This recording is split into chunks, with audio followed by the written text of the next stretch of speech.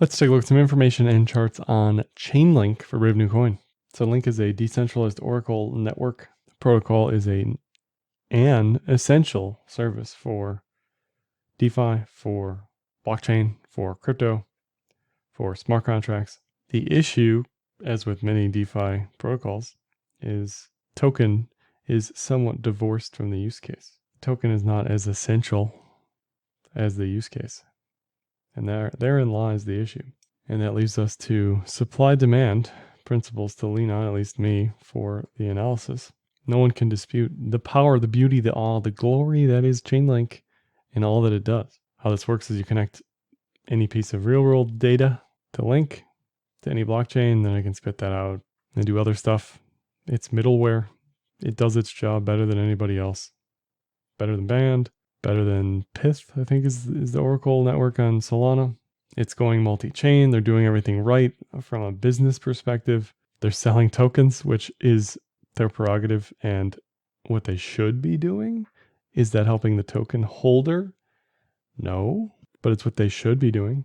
Eventually they'll run out of tokens to sell, and then they'll probably unlock the staking components and have more tokens in circulation. But they're doing what they should be doing from a business perspective, certainly. And we can look at these data feeds for price-specific stuff. We'll just go into the ETH feed here, and this aggregates data from 31 different sources with a minimum of 21 reporting in order to spit out a trusted price.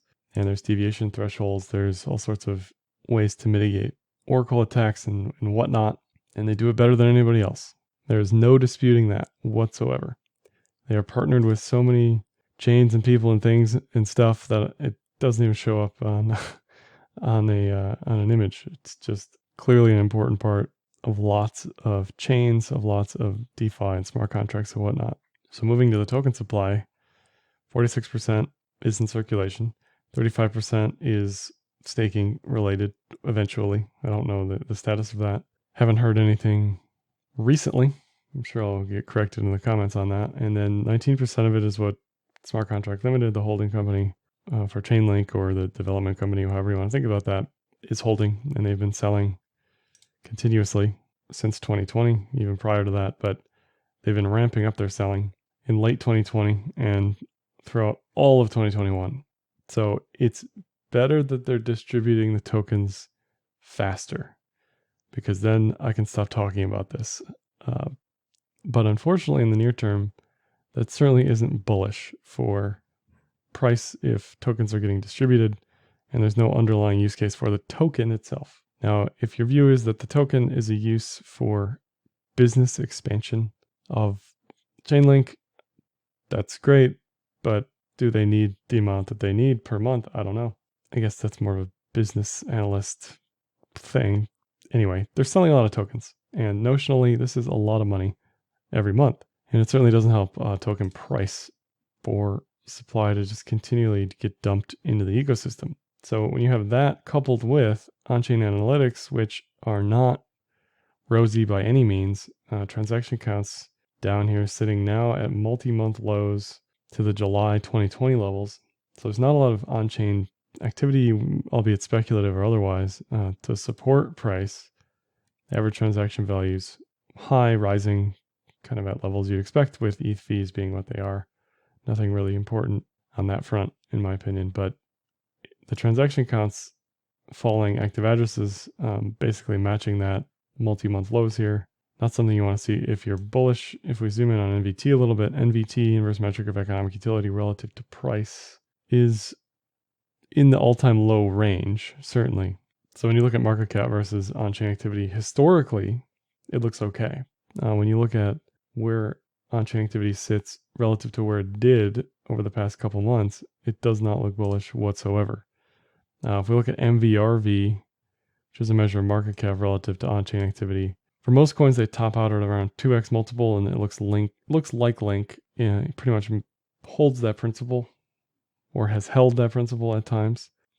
January 2018, June 2019, August 2020, and then briefly in February 2021. You can see how this doesn't line up perfectly. Not all of the highs are 2x multiples. Not all of the highs are above 2x multiples. Price still keeps going once it hits that multiple, or has kept going once it hits that multiple.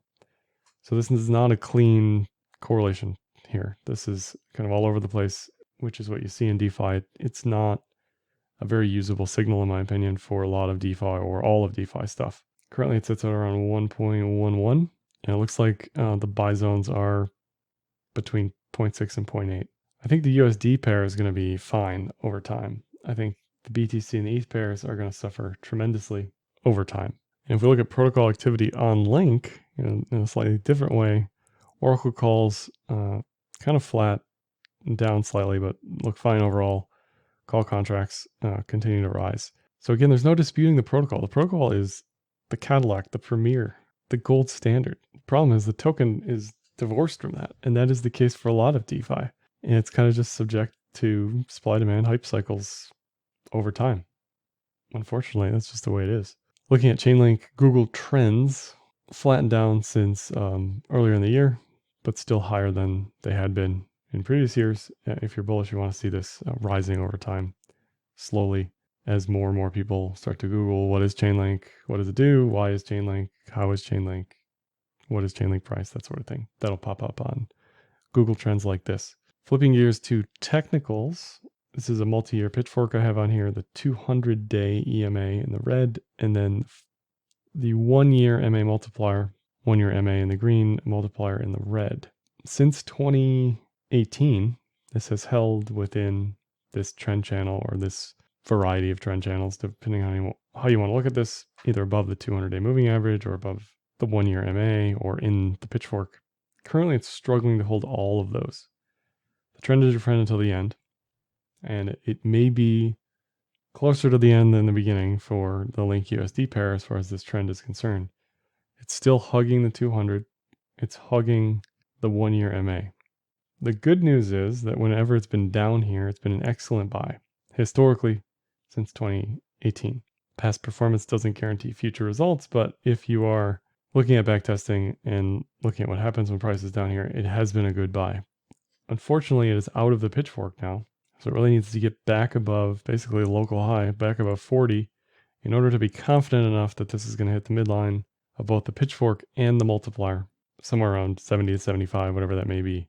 Even more remote possibility is this thing actually hits the higher end of this by the end of the year, which would be around 180. Not saying it's an impossibility, but I'm saying it needs to get to 40 first, and then we can talk. If this, then that. Right now, this is a momentumless, sideways, unexcited chart. Once it gets to 40, my confidence for 85 is extremely high, and confidence to 130 is increasing. But if it breaks that 85 level, 70, 85, whatever it is, when it gets there, then I say, yeah, okay, it's actually going to hit the multiplier this time.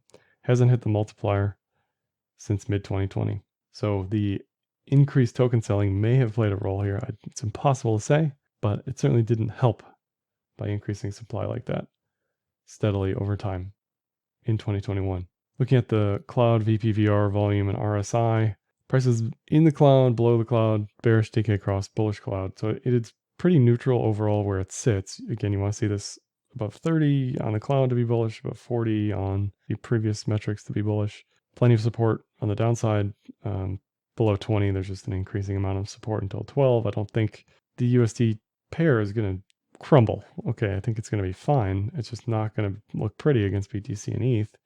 Against BTC, it is a 10-month bearish consolidation pattern. Now, you can argue with me all day about this being in head and shoulders or not at the bottom of a trend, but it's a head and shoulders. So it's probably going to play out like a head and shoulders, and that is a bearish expectation. Previously, it had this very clean head and shoulders with a neckline at the 200 at the midline of the pitchfork at that time. That broke down. I don't know if this will cascade as quickly as it did previously, but I am certainly not bullish on Link against BTC in the near term. I don't know if it'll extend all the way down to 15K sats, where the move is measured to be based on the 1618, but there isn't any volume support until that level, which is interesting. But I would watch for bull divs into the end of the year to see if there's any hope for some sort of bounce. what you may see is a massive downwick and then a bounce back to the neckline and then a slow bleed over the next year, right, over 2022. Certainly don't expect Q1 to be bullish for DeFi like it was in 2021. There's also no yearly pivot to help you down here. There's no support past the low, which is a problem. If you're bullish and against ETH, it has been down only since late 2020. The cloud has been perfect. The 200-day EMA threshold has been perfect. Chart patterns have been perfect. There's not really much else to analyze here. It is a bearish cloud. Prices below the TK lines, which haven't crossed bullish since early 2021 during that consolidation. You have your bull run, bearish reversal pattern breakdown, 50-50 pattern breakdown, and whatever this was is breaking support. Maybe it's a descending triangle. I don't know. Whatever you want to think of this as, trend is saying no, down. Thanks for playing. And the next support level based on volume is basically 50% down from here. I don't know if it'll get there quick or slow or at all, but it's not bullish no matter how you measure it. The best you can hope for here really is a mean reversion, probably to 01-ish. If I'm completely dead wrong about this thing melting down, 01 is probably as far as it gets. On the ETH pair and on the BTC pair, 60k sats is probably as far as it gets at the 200-day EMA. So love the protocol. Not so sure about the token. Token needs on-chain stats to pick up to be more confident that the price has a prayer against BTC and ETH in Q4. And USD pair looks fairly neutral. Doesn't look bearish. Just doesn't look exciting. Doesn't look like BTC getting an ETF, right? That is a completely different chart compared to this. Lastly, I'll just mention the ETH BTC fund and DeFi portfolio I trade for Techme Capital and Enzyme.finance, a non-custodial portfolio management tool where you can send ETH or USDC or just watch what I'm doing. You can see everything, including AUM performance, allocation, all of the yield plays here on Earn, Comp, and Aave, as well as the trades in the trades tab down below. That's all I have for this one. Like, dislike, comment, share, subscribe, and happy trading.